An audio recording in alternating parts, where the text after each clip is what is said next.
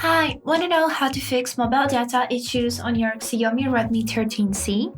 So, as a first step, we would need to open Settings on our phone and then open this tab which is named SIM cards and mobile networks.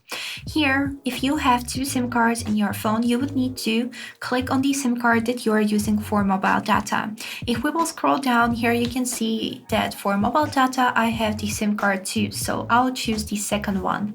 Here, we would need to scroll down and open this tab named Access Point Names and open it. Now, as a next step, we would need to click here and create new APN. As a next step here on the name, we would need to enter word internet.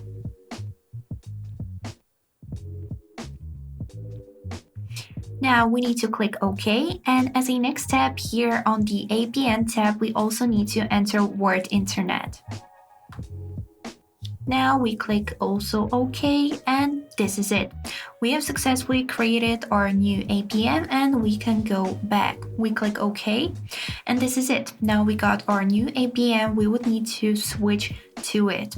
And now as a next step, so everything can work, we would need to swipe down, turn on, and then turn off the mobile data.